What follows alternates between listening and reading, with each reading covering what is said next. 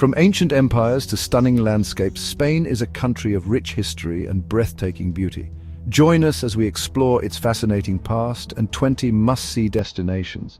Here, on this sun-drenched peninsula, the very stones seem to whisper tales of conquest and creation, of artistry and ambition. It is a land where the past is not merely remembered, but lives on, woven into the fabric of the present.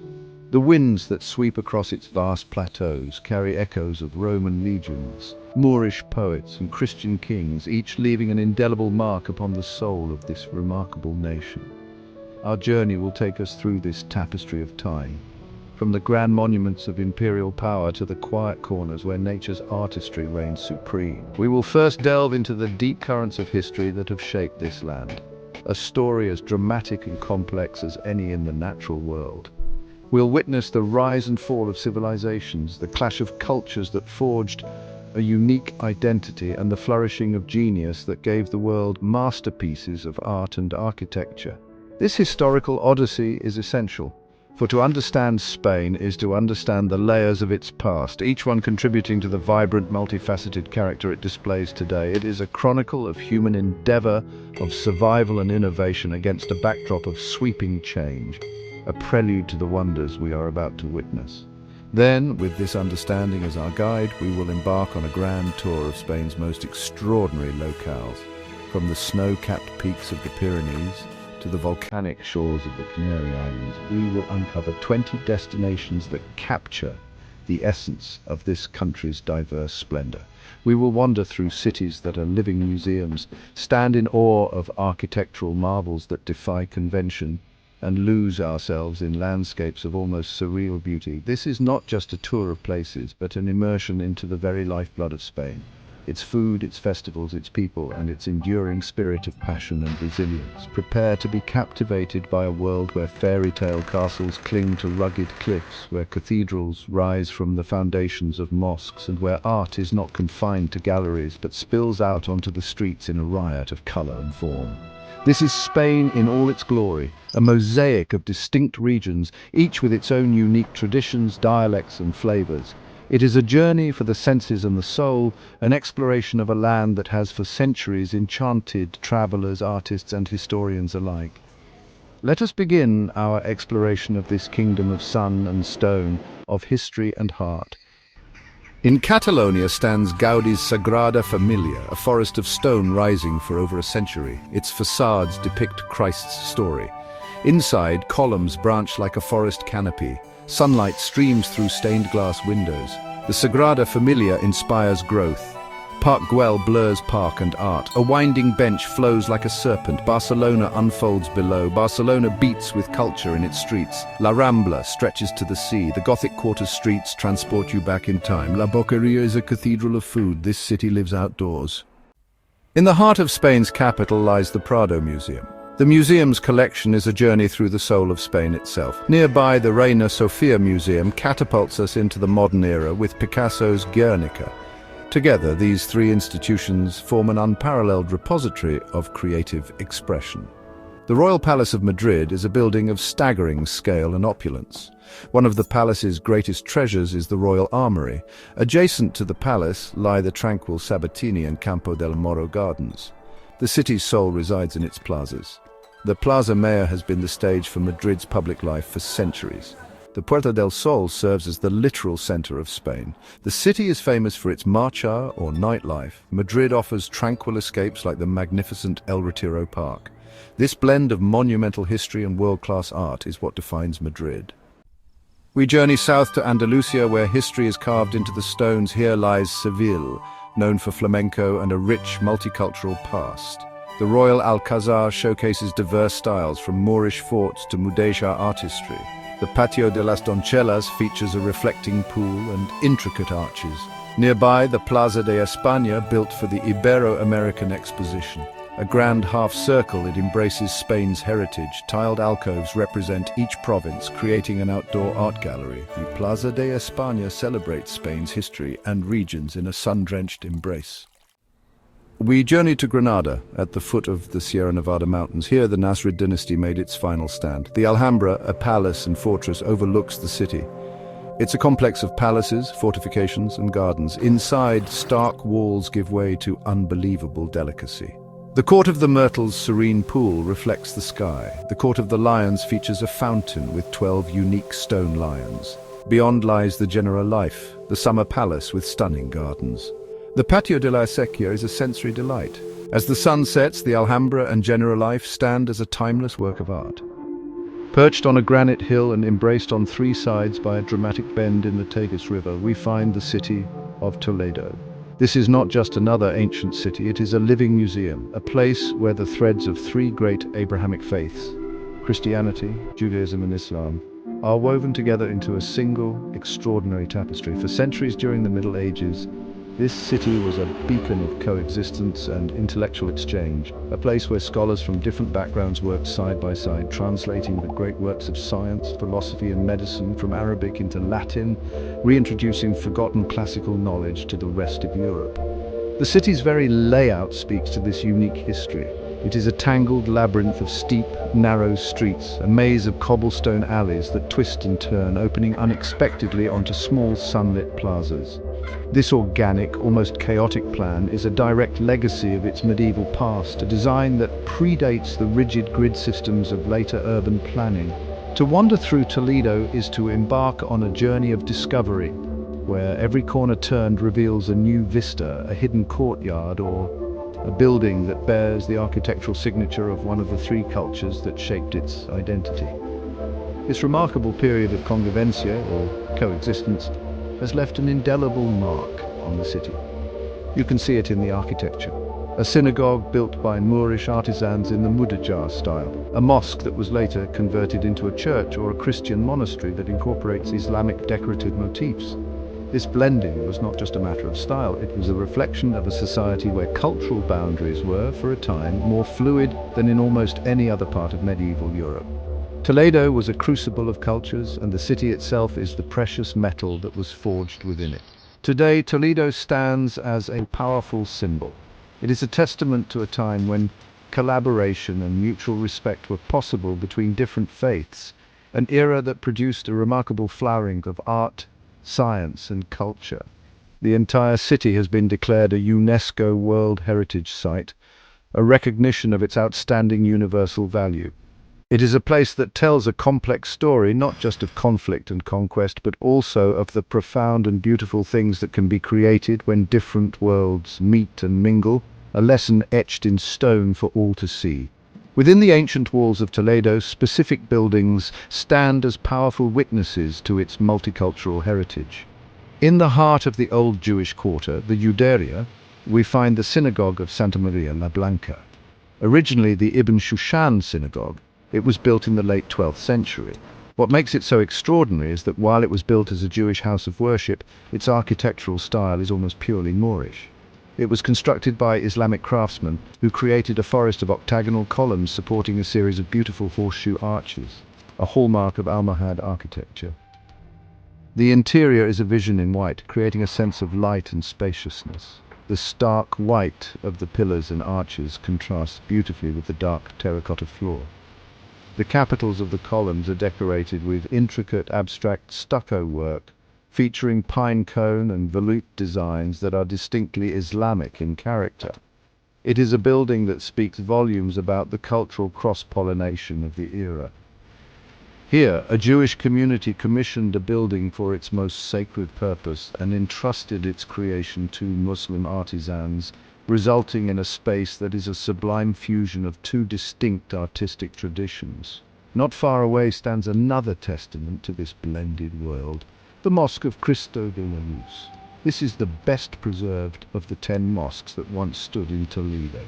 It is a small, square building constructed in the year 999, a jewel of Caliphate-era architecture. Its interior is a mesmerizing space where 9 distinct vaults are supported by columns, each with a unique and intricate ribbed design. It is a miniature version of the great forests of columns seen in the Mesquita of Cordoba. Here on Spain's northern coast lies San Sebastian. The tides have smoothed La Concha beach into a golden amphitheatre. Flanked by Mount Urgel and Mount Igueldo, La Concha is a haven. The old town awakens with pinzos, a sophisticated Basque form of tapas. Bars become galleries, laden with edible sculptures. Locals move from bar to bar, sampling pinzos and local wine. This pursuit of excellence has made San Sebastian a gastronomic capital. Mount Urgell and Mount Igueldo are the historic guardians of San Sebastian. From Urgell's summit, a panoramic view unfolds. From Igueldo, the classic postcard view of La Concha unfolds. Together, these hills form the pillars of the city's identity.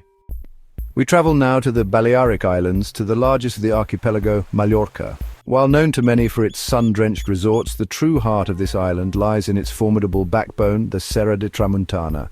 This magnificent mountain range, a UNESCO World Heritage Site, stretches along the entire northwest coast. A dramatic wall of limestone rising precipitously from the turquoise waters of the Mediterranean. These are not gentle, rolling hills. They are jagged, weather-beaten peaks. Their raw beauty a testament to the immense geological forces that thrust them into existence millions of years ago. The landscape here is a cultural one, shaped not only by nature but by millennia of human ingenuity and toil. Generations of farmers have carved the steep slopes into a breathtaking tapestry of agricultural terraces, known locally as marjades. These stone-walled structures, built without mortar, are masterpieces of dry stone construction, allowing for the cultivation of ancient olive groves, citrus trees and vineyards in an otherwise inhospitable environment. They represent a harmonious collaboration between humanity and the mountains, a sustainable system that has preserved the land's integrity while yielding its precious bounty. Hidden within the folds of these mountains are picturesque stone villages such as Valdemossa, Daya and Fornalux. These settlements seem to grow organically from the rock itself, their honey-coloured houses clustered together for protection and community. Time appears to move at a different pace here, flowing as slowly as the olive oil pressed from the ancient trees. Cobblestone streets too narrow for modern vehicles wind between houses adorned with vibrant bougainvillea, leading to quiet squares, where the only sounds are the gentle murmur of a fountain and the distant bleating of sheep grazing on the terraced slopes above. The Serra de Tramuntana is also a sanctuary for unique flora and fauna. The hardy holm oak forests provide cover for wild goats and the elusive genet, while rare birds of prey, like the black vulture and Eleonora's falcon, soar on the thermal updrafts created by the dramatic cliffs. This rich biodiversity is a direct result of the landscape's varied altitudes and microclimates, from the sun-baked coastal scrub to the cooler, higher peaks. It is a living, breathing ecosystem, a world away from the crowded beaches, offering a profound sense of solitude and connection to the wild, untamed spirit of Mallorca. Beyond the imposing peaks of the Tramuntana, the coastline of Mallorca fragments into a myriad of secluded coves, or calas. These are the island's hidden treasures, intimate pockets of paradise accessible only to those willing to seek them out. Many are found at the end of deep, fjord-like inlets, carved by ancient rivers that once flowed from the mountains to the sea. Their waters are often a startling, luminous turquoise, a result of the white sand and limestone seabed reflecting the brilliant Mediterranean sun, creating natural swimming pools of astonishing clarity and beauty. Reaching these hidden beaches is often an adventure in itself. Some require a challenging hike down winding, dusty tracks that snake through fragrant pine forests, the scent of Aleppo pines and wild rosemary filling the warm air. Others are accessible only by boat, their secrecy preserved by the sheer cliffs that flank them on either side.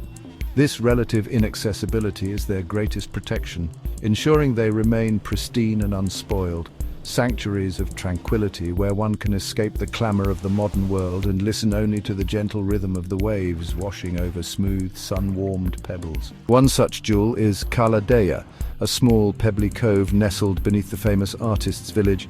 It is not a conventional beach of soft sand, but a ruggedly beautiful inlet where fishermen's huts are carved into the rock face. The water here is incredibly clear, inviting exploration of the rich marine life that shelters among the underwater boulders. It has long been a source of inspiration for the writers and painters who have called this part of the island home. Its raw, elemental beauty sparking creativity and offering a deep sense of peace. A place to connect with the fundamental forces of rock, water, and light. Further afield, calas like Sa Calobra present a truly dramatic spectacle. To reach it by land, one must navigate one of the most remarkable roads in Spain, a serpentine route of hairpin bends that descends through the mountains. The reward is a breathtaking gorge, the Torrent de Paris, which opens out onto a small pebble beach squeezed between two colossal cliffs. It feels like a secret world, a gateway to the heart of the island's geology. These hidden coves are the intimate secrets of Mallorca, each one a unique expression of the island's character, offering solitude, adventure, and an unforgettable encounter with nature in its purest form. There is a unique quality to the light in Mallorca, an intensity and clarity that has drawn artists to its shores for more than a century.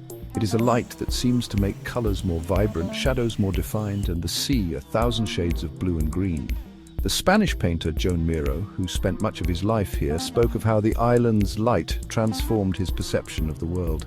This is not just the harsh glare of the summer sun. It is a softer, more nuanced light filtered through pine needles, reflected off limestone cliffs, and diffused across the shimmering surface of the sea. This special luminescence is most palpable at the beginning and end of the day. The sunrise over the eastern coast bathes the landscape in a soft, golden glow, slowly revealing the texture of the stone walls and the silver-green leaves of the olive trees. It is a time of profound stillness, when the island holds its breath before the heat of the day begins. In the evenings, the sunset from the Serra de Tramuntana is a daily masterpiece, painting the sky with fiery strokes of orange, pink and purple, silhouetting the jagged peaks against the fading light in a spectacle of sublime and fleeting beauty. This interplay of light and landscape has a profound effect on the island's atmosphere, creating what the locals call la calma, the calm. It is a pervasive sense of tranquility that settles over the island, particularly in the quieter inland regions and the secluded mountain villages. It is a state of being encouraged by the gentle pace of life, the beauty of the natural surroundings, and the warm, luminous air. This feeling of peace is perhaps Mallorca's most precious and enduring resource, a balm for the soul that visitors and locals alike come to cherish deeply.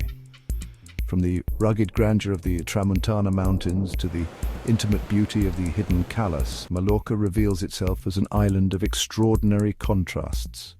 It is a place where human culture has been delicately woven into the fabric of the natural world, creating a landscape that is both productive and beautiful. The island's true wealth lies not in its bustling resorts, but in these quiet spaces, in the ancient olive groves, the silent coves, and the transformative quality of its light, a testament to the enduring power and serenity of the Mediterranean world. Stretching north from Barcelona to the French border is a coastline of untamed and dramatic beauty, aptly named the Costa Brava, the Wild Coast. This is not a landscape of long, gentle beaches, but a fierce and rugged shore where the Pyrenees Mountains meet the Mediterranean Sea. Here, formidable cliffs of granite and schist plunge directly into the deep cobalt blue water, their faces weathered and sculpted by the relentless energy of the waves and the persistent force of the Tramuntana wind, a fierce northern gale that sweeps down from the mountains, shaping both the land and its hardy vegetation. The coastline is a fractured, serrated edge, a chaotic jumble of headlands, inlets, and rocky islets. This geological turmoil has created a habitat of incredible diversity. Sheltered coves, much like those in Mallorca, are hidden between the imposing cliffs, their small beaches of coarse sand or smooth pebbles offering a stark contrast to the wildness that surrounds them.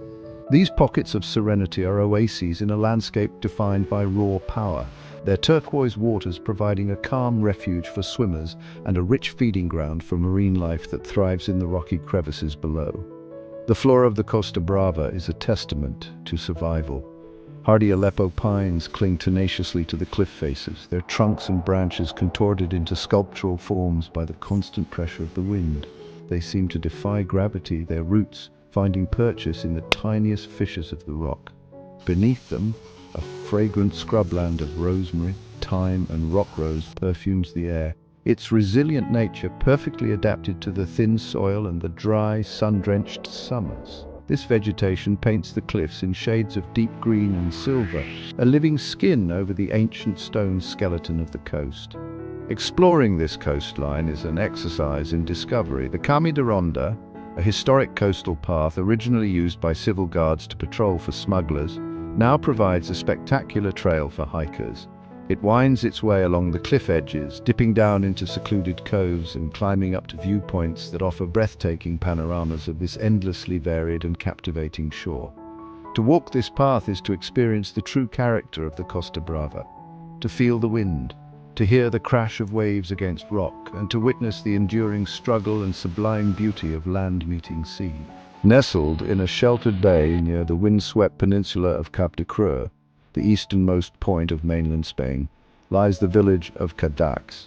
For centuries it was a place of profound isolation, accessible only by sea or by a treacherous mountain road. This seclusion preserved its character, creating a world apart, a labyrinth of steep, slate-paved streets and whitewashed houses that cascade down to the harbor. The village seems to shimmer in the intense Mediterranean light, its stark white walls a brilliant contrast against the deep blue of the sea and the dark, brooding hills that surround it. This unique combination of isolation, stark beauty, and extraordinary light proved to be an irresistible magnet for artists. In the early 20th century, Cadax became a haven for the avant-garde, attracting painters and writers from across Europe. Pablo Picasso, Federico Garcia Lorca, and Marcel Duchamp were all drawn to its shores, but no artist is more inextricably linked with this landscape than the surrealist master Salvador Dali. He declared that his life's work would have been impossible without the geological and metaphysical drama of the landscape around his home in nearby Portligat. Dali's home in Portligat, now a museum, is a surrealist masterpiece in itself, a rambling maze-like structure of interconnected fishermen's cottages that he and his wife Gala expanded over 40 years. It is a deeply personal space, filled with his bizarre creations, taxidermy, and peculiar objects, all oriented to capture the first rays of the Spanish sun as it rises over the Cap de Creux.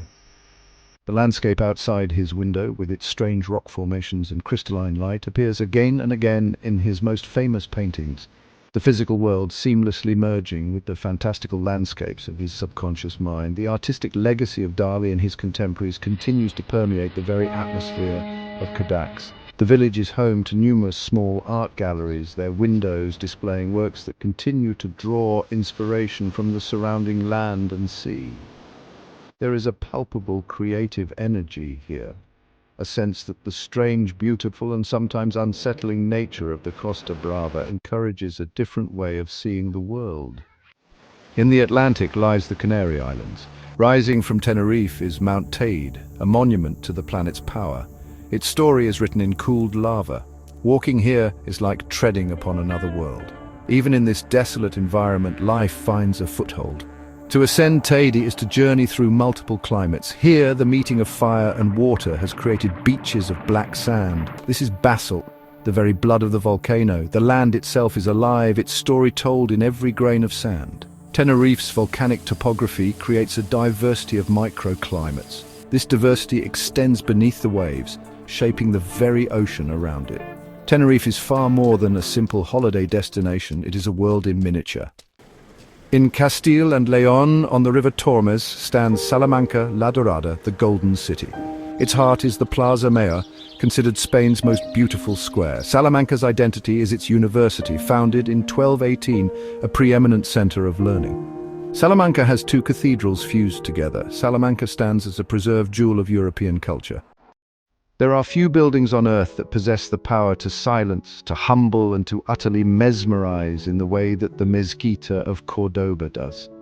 To step inside is to leave the sun-drenched streets of Andalusia and enter another world, a vast, dim forest of stone. An ocean of columns, over 850 of them, crafted from jasper, onyx, marble, and granite, stretches out in a seemingly infinite grid. They are a harvest of columns, recycled from Roman and Visigothic ruins, each one a silent witness to a history that predates the structure itself. They create a sense of boundless space, a place designed for a community to pray as one. Crowning these columns is the Mezquita's most iconic and revolutionary feature, the double-tiered arches.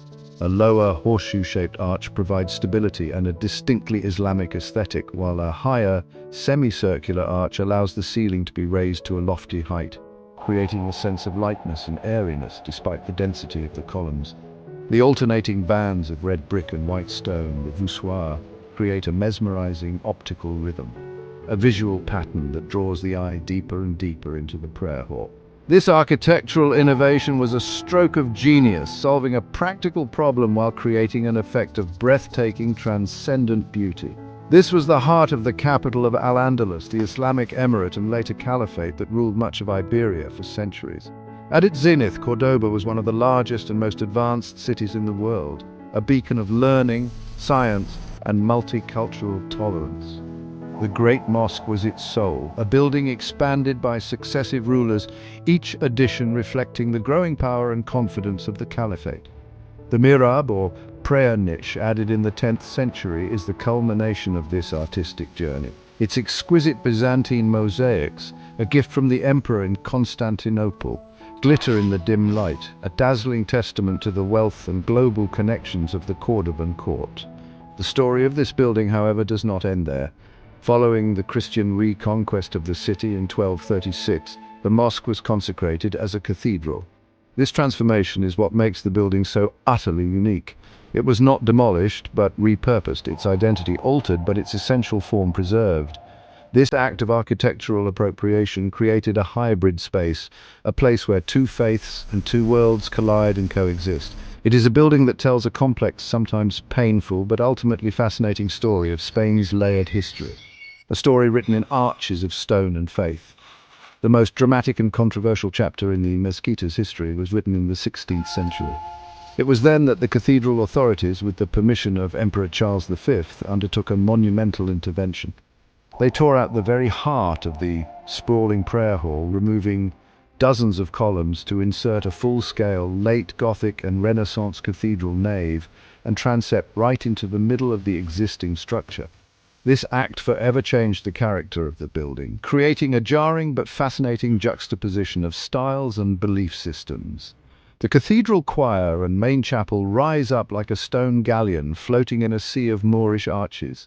The soaring, light-filled Gothic vaults and the ornate Renaissance dome stand in stark, almost shocking contrast to the low, horizontal, and repetitive rhythm of the surrounding hypostyle hall. It is a visual and spiritual clash of civilizations.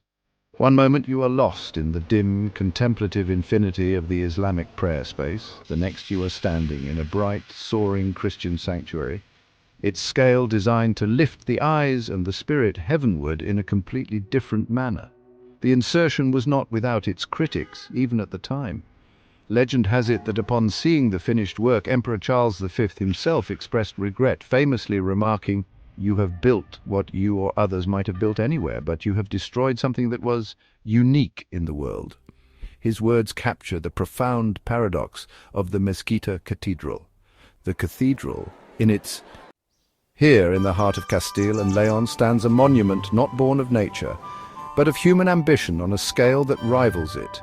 The Segovia aqueduct is a relic of a bygone era, a testament to the immense power and engineering prowess of the Roman Empire. For nearly 2 millennia, these stones have stood, a silent, colossal witness to the rise and fall of kingdoms, the shifting of cultures and the relentless march of time. It is not merely a structure, it is a timeline etched in granite, a colossal skeletal remain of an ancient world, still casting its long shadow over the modern city that has grown in its shelter. Each block of granite, some weighing several tons, was hewn from the nearby Guadarrama mountains and transported here with immense effort. They were placed, one upon the other, without a single drop of mortar or cement to bind them. This is a structure held together by gravity alone. A masterpiece of precision and balance, that the forces of nature, wind, rain, the baking sun, and winter's frost, have battered these stones for centuries, yet they hold firm. It is a profound demonstration of how understanding natural laws allows humanity to create works that can endure almost as long as the geological features surrounding them. Imagine the landscape as it once was, a bustling Roman outpost, a strategic point in the conquest of Iberia. The aqueduct was its lifeline, a vital artery carrying fresh water from the Frio River over 17 kilometers away. It quenched the thirst of soldiers and citizens, supplied the baths, and allowed a city to flourish in this high, arid plain. Its double-tiered arches, 167 of them in total, stride across the valley with an implacable rhythm, a cadence of stone and air that speaks of order, control, and the unshakable confidence of an empire at its zenith. It is a functional marvel elevated to the realm of art. Today, life continues to flow beneath its arches, a stark contrast of the ancient and the contemporary. Cars and pedestrians navigate its colossal legs. Tourists gaze up in wonder, their digital cameras capturing a structure built by hands that knew only the chisel and the plumb line. The aqueduct no longer carries water, its primary function long since retired. Yet it serves a new purpose, as a powerful anchor to the past, a constant, humbling reminder of the ingenuity and endurance of those who came before. It is a permanent feature of this urban ecosystem, as fundamental to Segovia's identity as any mountain or river. Perched upon a rocky crag, where the rivers Iresma and Clamorous converge, another extraordinary structure commands the skyline. This is the Alcázar of Segovia, a castle that seems to have sprung not from strategic necessity, but from the pages of a storybook. Its soaring turrets, elegant slate spires, and fortified walls create a silhouette so fantastical it is said to have inspired the castles of fairy tales known the world over. It is a place where the boundary between history and legend becomes wonderfully blurred, a habitat for kings and queens, but also for the imagination. Its origins are ancient, beginning as a Roman fort, then evolving into a Moorish Alcazaba, before being transformed into the favoured residence of Castilian monarchs. Each culture left its mark, layering stone upon stone, story upon story. It was here that Queen Isabella I promised Columbus the funds for his voyage to the New World, a decision made within these walls that would irrevocably alter the course of global history. The castle has been a fortress, a royal palace, a state prison, and a military academy, a remarkable adaptation to the changing needs of the ruling powers over 1,000 years. The approach to the Alcázar is a journey in itself, crossing a deep moat and passing through a formidable gatehouse. Inside, the opulence of its royal past is palpable. The Hall of the Kings, with its magnificent gilded ceiling and a frieze depicting the monarchs of Asturias, Leon and Castile, is a declaration of power and lineage. The intricate mudéjar craftsmanship, with its geometric patterns and delicate plasterwork, speaks of a time when Christian and Islamic artistic traditions coexisted and enriched one another, creating a unique and beautiful hybrid style that is a hallmark of Iberian architecture. From its battlements, the view is breathtaking. The sprawling plains of Castile stretch out to the horizon, a vast, open landscape that underscores the strategic importance of this high vantage point. One can almost feel the weight of centuries gazing out from the same spot where sentinels once scanned for approaching armies and royalty surveyed their domain. The Alcázar is more than a castle, it is a vertical chronicle of Spanish history. Its stones saturated with the tales of power, intrigue, and romance that have shaped this nation. Between the Roman aqueduct at one end and the fairy tale Alcázar at the other, the city of Segovia itself unfolds like a living museum. Its narrow, winding streets are a labyrinth of discovery, where every corner turned reveals a new architectural treasure, a hidden plaza, or a glimpse of a forgotten time. The very fabric of the city is a complex tapestry woven from the threads of Roman, Visigothic, Moorish, Jewish, and Christian life. Here, history is not confined to museums. It is the very ground beneath one's feet, the texture of the walls, the air one breathes. The old Jewish quarter, the Juderia, with its quiet lanes and preserved buildings, harks back to a vibrant community of scholars, doctors, and merchants who thrived here for centuries. The Corpus Christi Church, once the main synagogue, stands as a poignant reminder of this rich heritage and its eventual tragic end. Nearby, Romanesque churches like San Milan and San Martin display a simple, robust beauty, their carved capitals depicting biblical scenes and fantastical beasts, a visual language for a largely illiterate medieval population. It is a city of distinct yet interconnected habitats. The heart of Segovia's daily life beats strongest in the Plaza Mayor, a wide open space flanked by arcaded buildings and dominated by the city's magnificent Gothic cathedral. Known as the Lady of Cathedrals for its grace and elegance, its construction began in the 16th century. Long after most of Europe had embraced the Renaissance, it stands as a final, glorious expression of the Gothic style in Spain. Here in the Plaza, locals gather for coffee, children play, and the rhythm of modern life unfolds in the shadow of these monumental structures. Segovia's survival is in itself a marvel. It has withstood sieges, plagues, and the slow erosion of time to preserve its unique character. It is a place where different eras of human endeavor are not just remembered, but are physically present, standing side by side in a remarkable dialogue across the ages. From the monumental engineering of the Romans to the defensive prowess of the Moors and the royal ambitions of the Castilians, Segovia is a concentrated ecosystem of Spanish history, a city whose every stone has a story to tell. Deep in the Andalusian province of Malaga, the earth itself splits asunder. The Guadalquivir River has, over millennia, carved a vast chasm through the landscape, a dramatic scar known as the El Tajo Gorge. It is a formidable natural barrier, 120 meters deep in places, yet straddling this terrifying void is one of Spain's most audacious and iconic structures, the Puente Nuevo, the New Bridge. It is an act of supreme confidence, a human endeavor that seeks not to conquer nature, but to coexist with it in the most spectacular fashion imaginable. Completed in 1793 after 42 years of perilous construction, the bridge is a monumental work of engineering. 3 massive arches rise from the very depths of the gorge, their stones seeming to grow organically from the cliff faces they connect. The central arch contains a small chamber, a space that has served variously as a prison and, according to local legend, a torture chamber. The bridge is more than a simple crossing.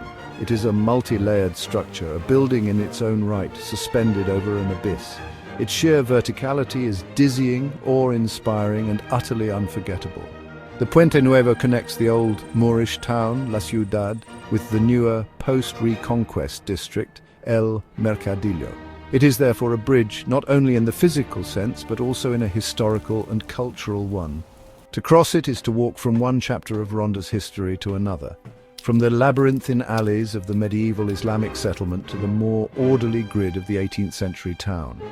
The very act of transit becomes a journey through time, with the constant, thrilling presence of the gorge below, a reminder of the powerful, natural forces that have shaped this place. Gazing down from its parapet, one can see the river far below, a silver ribbon winding through the base of the canyon. Birds such as the lesser kestrel and the alpine swift make their nests in the craggy rock faces, their calls echoing up from the depths. They have adapted to this vertical world, just as humans have adapted by building this incredible bridge. The Puente Nuevo is a point of symbiosis, a place where human architecture and the wild, untamed landscape meet in a breathtaking and dramatic embrace, creating one of the most sublime views in all of Europe. On the southern side of the Great Bridge lies La Ciudad, the old town of Ronda. This is the city's ancient core, a place that still beats to a Moorish rhythm. Its streets are narrow and winding, a defensive design intended to confuse invading forces and provide shade from the relentless Andalusian sun. Whitewashed houses huddle together, their windows adorned with intricate ironwork or rejas, and their patios filled with the vibrant colors of geraniums and bougainvillea. It is an environment shaped by centuries of history, a habitat perfectly adapted to its climate and its past. Here one finds remnants of a sophisticated civilization. The Mondragon Palace, with its beautiful Moorish courtyards and water gardens, was once the residence of the Moorish king Abomalik. It is a tranquil oasis, a place where the gentle sound of fountains masks the clamor of the outside world, a design principle central to Islamic architecture. The nearby Arab baths, dating back to the 13th century, are remarkably well preserved. Their vaulted ceilings, punctuated by star-shaped skylights, create a dappled, ethereal light, allowing us to imagine the social and ritual importance of this place in medieval Ronda. The city's defenses were formidable. Sections of the old city walls and fortified gates, like the Almocabar Gate, still stand, speaking of a time when Ronda was a key stronghold in the Emirate of Granada. Its position, perched atop this high plateau and protected on 3 sides by the sheer cliffs of the gorge, made it almost impregnable. This natural fortress allowed its unique culture to flourish for centuries, a bastion of Islamic learning and art in the heart of the mountains, resisting the Christian Reconquista until late in the 15th century. Life in La Ciudad today moves at a slower pace. It is a place for quiet exploration, for losing oneself in the maze of alleyways and discovering hidden plazas where time seems to have stood still. The very atmosphere is thick with history. Every worn cobblestone, every ancient doorway, every glimpse of the gorge between the houses tells a story of sieges and sultans, of poets and warriors. And it is the soul of Ronda, a place where the legacy of Al-Andalus is not just a memory, but a living, breathing presence. On the new side of the gorge, in El Mercadillo, stands another of Ronda's great monuments, the Plaza de Toros. Inaugurated in 1785, it is one of the oldest and most revered bull rings in Spain. Its elegant two-tiered arcades, constructed entirely of stone and wood, create a sense of neoclassical grandeur. But its importance goes far beyond its architecture. This is widely considered to be the cradle of modern bullfighting, the place where the spectacle we know today was born and refined into a highly ritualized art form. It was here that the Romero family, a dynasty of celebrated bullfighters, laid down the fundamental rules of the corrida in the 18th century. Pedro Romero, the most famous of them all, is credited with establishing the practice of fighting the bull on foot using the cape and muleta, and dispatching the animal with a single sword thrust. He transformed a chaotic and brutish contest into a disciplined performance of courage, skill and grace. The vast sandy arena of the Ronda bull ring, the Ruedo, became the stage for this new dramatic dance between man and beast. The ring's diameter is exceptionally large, 66 meters across, giving the bullfighter, the torero, ample space to demonstrate his artistry and courage. This expansive arena demanded a new level of athleticism and control. Walking into the silent, empty ring today, one can feel the weight of its history, the echoes of the crowds, the ghosts of the legendary figures who faced death on this very sand. It is a place of intense drama, a theatre where the primal themes of life, death and human dominance over nature are played out in a formal, almost balletic ritual. Whether one views bullfighting as a noble art or a cruel anachronism, its significance to the culture of Ronda, and indeed to Spain, is undeniable. The Plaza de Toros is more than a sports stadium. It is a temple to a tradition that has deep roots in Iberian culture, linked to ancient rites and tests of manhood. It stands as a testament to the city's role in shaping a controversial but profoundly Spanish cultural phenomenon, another layer in the complex and fascinating identity of this extraordinary cliffside city. Far from the sun-drenched coasts and historic cities, a different Spain reveals itself. This is the Picos de Europa, the Peaks of Europe, a formidable massif of limestone that erupts dramatically from the green hills of the northern coast. These were the first mountains of the continent to be seen by sailors returning from the Americas, their pale, jagged peaks a welcome sign of home. It is a wild and untamed kingdom of rock, a vertical world carved by ancient glaciers and relentless erosion, where nature reigns supreme in its most raw and magnificent form. The Picos are divided into three distinct massifs: the western, central, and eastern. The central massif is the most dramatic, a chaotic landscape of towering peaks, including the highest, Torre de Serrated. This is a geological battleground where the immense pressure of tectonic plates forced the seabed upwards millions of years ago, creating this colossal limestone fortress. The rock is riddled with caves and chasms, forming one of the world's most extensive and deepest karst systems. Below the surface lies another world, a labyrinth of darkness and water that mirrors the ruggedness of the peaks above. The climate here is notoriously unpredictable, a consequence of the mountain's proximity to the Atlantic Ocean. Mists can roll in from the sea with astonishing speed, shrouding the peaks and transforming the landscape into an ethereal, mysterious realm. Sun-drenched valleys can be plunged into shadow and fog within minutes. This constant interplay of light, cloud, and rock creates a dynamic and ever-changing environment. It is a place that demands respect, a habitat where only the hardiest of life forms and the most prepared of visitors can thrive. This is not a gentle, rolling landscape. It is a place of sharp edges, precipitous drops, and breathtaking vistas. The scale is immense, humbling all who enter. To stand among these peaks is to feel a sense of profound antiquity, to witness the slow, powerful forces of geology at work. The Picos de Europa are a testament to the planet's enduring power, a sanctuary of stone and sky that offers a glimpse into a world before and beyond human influence. It is one of Europe's last great wildernesses. Etched into the very heart of this mountain kingdom is one of the most spectacular hiking trails in all of Europe, the Cares Trail, or Ruta del Cares. It is often called the Divine Gorge, and for good reason. For 12 kilometers, the path clings precariously to the side of a deep canyon carved by the Cares River, a turquoise torrent that flows far below. This is not a trail that was created for leisure. It was born of industrial necessity, a maintenance path for a hydroelectric canal built in the early 20th century. The construction of the path was a Herculean feat of engineering and manual labor. Workers, often suspended by ropes, used dynamite and pickaxes to blast and hew a route directly out of the vertical limestone cliffs. They created a pathway where none seemed possible, a thin, man-made ledge traversing a vast natural void. Walking it today, one is constantly aware of the sheer drop on one side and the towering rock face on the other. Tunnels bored through the rock and bridges spanning smaller chasms add to the sense of high-altitude adventure. The journey along the Cares Trail is an immersion in a vertical ecosystem.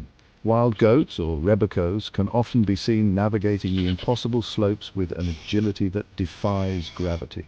Griffon vultures soar on the thermal updrafts, their vast wingspans casting fleeting shadows on the canyon walls. The path provides a unique cross-section of the Picos geology and biology, revealing layers of rock, hardy alpine flora, and the creatures that have adapted to this challenging, high-altitude habitat. It is a corridor of life, suspended between the river and the sky. Despite its vertiginous nature, the trail itself is relatively flat, making this extraordinary landscape accessible to many. It allows for an intimate encounter with the raw power and scale of the Picos de Europa. Every turn reveals a new, more breathtaking vista of jagged peaks, deep abysses, and the relentless creative force of the river below. The Cares Trail is more than a hike. It is a pilgrimage into the geological soul of the mountains, a journey along a knife edge that leaves an indelible impression of nature's grandeur. The Picos de Europa are not an empty wilderness.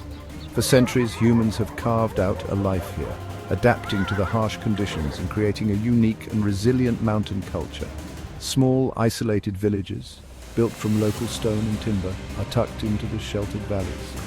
Places like Sotres and Bulnes seem to belong to another time, where life is dictated by the seasons and the needs of the livestock that have long been the mainstay of the local economy. It is a symbiotic relationship between people and this demanding environment, one of the most... Across northern Spain unfolds the Camino de Santiago, an ancient network of pilgrim routes. Pilgrims journey to the shrine of St. James in Santiago de Compostela. Reasons vary: spiritual quest, physical challenge, or cultural immersion. The scallop shell marks the way. The Camino Francis begins in the Pyrenees. Pilgrims traverse vineyards and the Meseta Central. Galicia's mountains bring cooler air. Arrival in Santiago brings emotional release. Some continue to Finisterre, the ancient end of the world. The Camino ends, but its impact lasts. In Andalusia, where the Guadalquivir River meets the Atlantic, lies Doñana National Park. This vast flat space is a changing mosaic of natural places. It's a vital stop for millions of birds migrating between Europe and Africa. Doñana's diverse habitats support unique wildlife. Moving dunes, forests, and marshes create a complex, interconnected system. From insects to eagles, every creature is part of this web. The Iberian lynx, the world's most endangered cat, and the Spanish imperial eagle both rule here. The wetlands teem with flamingos and wading birds. Deer and wild boar roam the woods. Semi-wild retuerta horses roam freely. Doñana is a cultural landscape where humans and animals connect. Rising abruptly from the rolling hills of Catalonia, less than an hour from the bustling metropolis of Barcelona, stands a geological and spiritual marvel unlike any other. This is Montserrat, which translates as the Serrated Mountain. The name is a perfect description, for its skyline is a chaotic jumble of pink conglomerate rock pinnacles, weathered by millennia of wind and rain into fantastical shapes that resemble giant, gnarled fingers pointing towards the heavens. The mountain's appearance is so dramatic, so otherworldly, that it seems to belong to a different planet dropped into the Catalan countryside. The unique geology of Montserrat is the result of a fascinating history. Millions of years ago, this area was a great delta, where a river deposited vast quantities of pebbles and sediment. Over time, these materials were cemented together into a solid mass of conglomerate rock. Subsequent geological uplift and erosion carved this mass into the extraordinary forms we see today. The rounded, bulbous shapes of the pinnacles, known as needles, are the mountain's defining feature, creating a landscape that has inspired awe, superstition and artistic creation for centuries. But Montserrat is far more than just a geological curiosity. For nearly 1,000 years, it has been one of the most important religious sites in Spain. Nestled high on its slopes, clinging to the rock face as if by a miracle, is the Benedictine Abbey of Santa Maria de Montserrat. This monastery is the spiritual heart of Catalonia, a place of pilgrimage that draws the faithful from all over the world. They come to see the mountain, but more importantly, they come to venerate a small, dark wooden statue of the Virgin Mary and her child, affectionately known as La Moreneta, the Little Dark One. The statue of La Moreneta is the soul of Montserrat. Legend holds that it was carved by St. Luke himself and discovered by shepherds in a cave on the mountain in the 9th century. Its dark color is said to be the result of centuries of exposure to the smoke from votive candles. To touch the orb held in the Virgin's hand is a central ritual for pilgrims, a moment of quiet prayer and connection to a lineage of faith that stretches back for generations. The abbey and the statue have transformed this strange, serrated mountain into a beacon of hope and a powerful symbol of Catalan identity.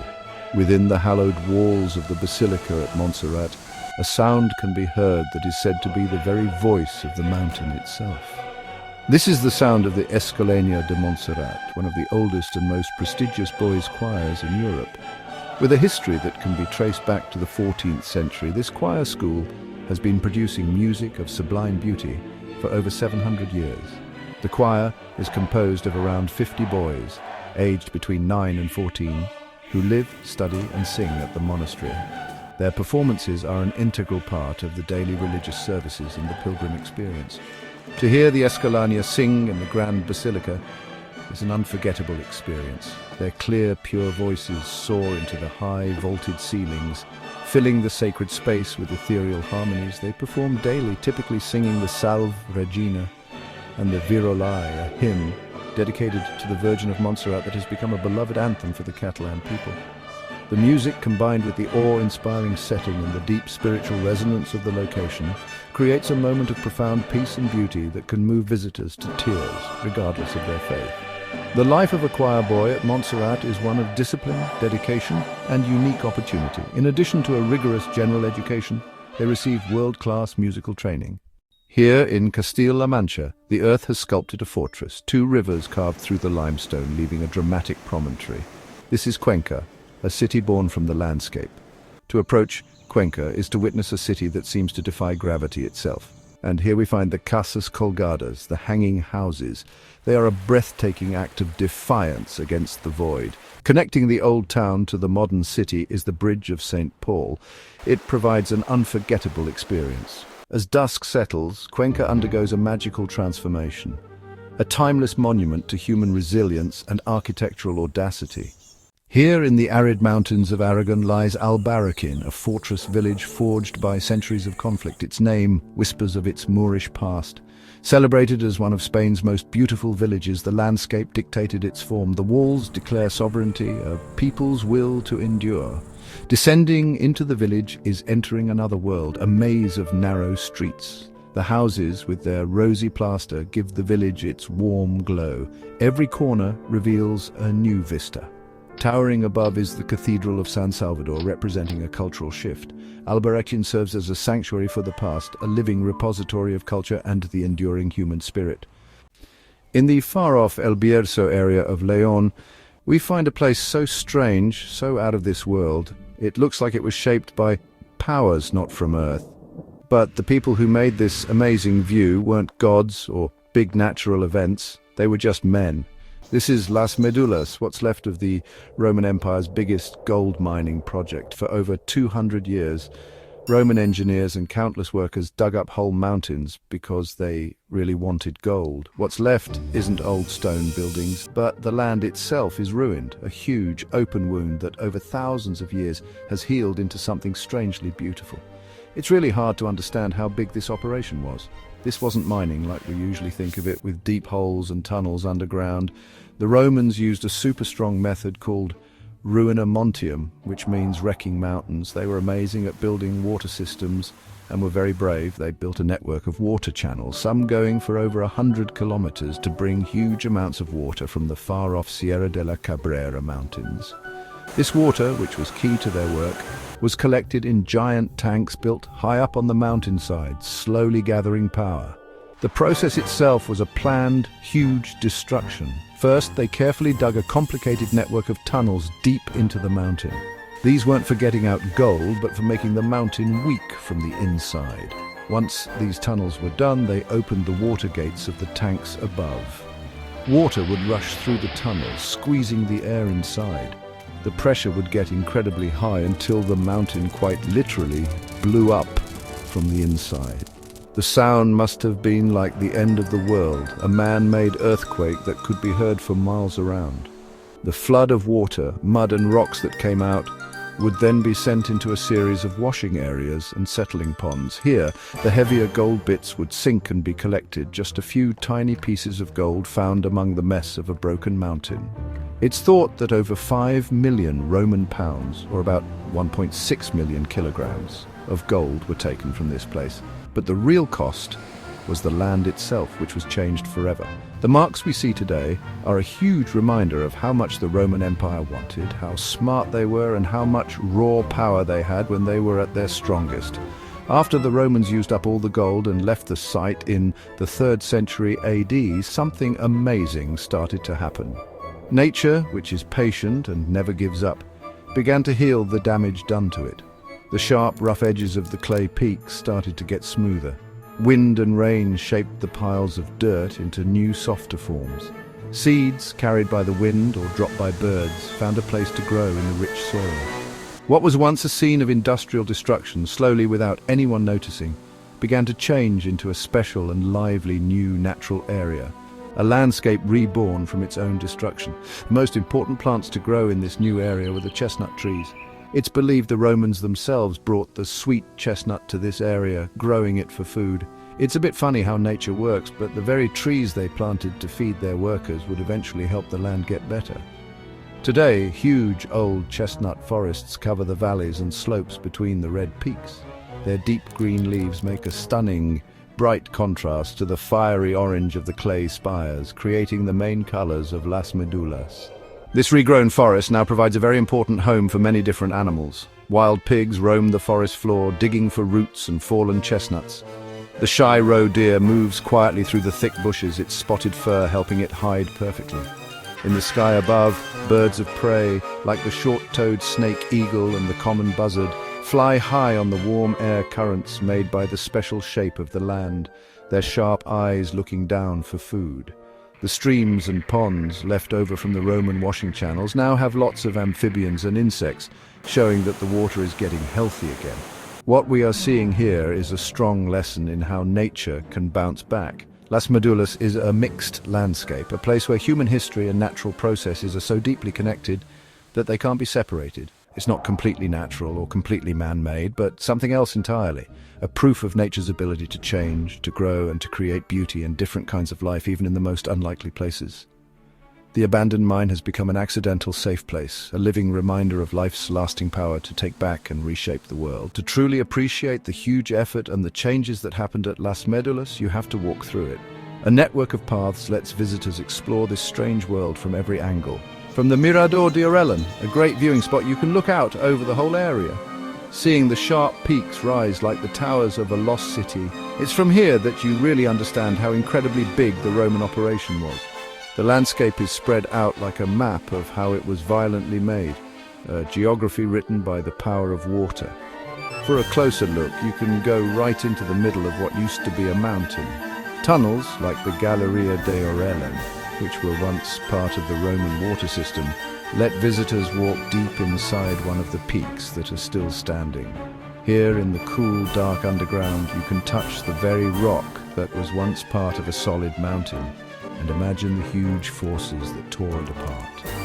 Coming out of the tunnel onto a platform high on the cliff face is an amazing experience, a sudden move from the inside of the earth to the open sky. The landscape isn't still, it's slowly, gracefully falling apart. The clay formations are soft and crumbling, constantly being worn away by wind and rain. Every storm carves new ditches and reshapes the peaks, meaning the Las Médulas we see today is a little different from what it was a year ago or 100 years ago. This constant, gentle wearing away reminds us that things are always being created and destroyed. The land is still settling, still finding its balance after the trauma it went through 2,000 years ago. Las Médulas, now a UNESCO World Heritage Site, stands as a deep reminder of the complicated relationship between people and nature. It's a story of using up resources and then recovering, of destruction and rebirth. It teaches us that what we do to the land can have huge and lasting effects, echoing through centuries. Yet it also offers hope, showing nature's amazing, strong power to heal, to change, and to create a new and special kind of beauty from the ruins of the past. It's a scar that has become a masterpiece. Our journey across the Iberian Peninsula draws to a close. We have traveled through landscapes of breathtaking diversity and through the deep, layered currents of a complex history. We have stood in awe before the otherworldly genius of Gaudi's architecture in Barcelona and felt the weight of empire within the regal halls of Madrid's royal palace. We have traced the delicate, geometric beauty of Moorish artistry in the sun-drenched courtyards of the Alhambra and the Alcázar, and witnessed the fusion of three great cultures in the medieval streets of Toledo. This is a land of profound contrasts and surprising harmonies.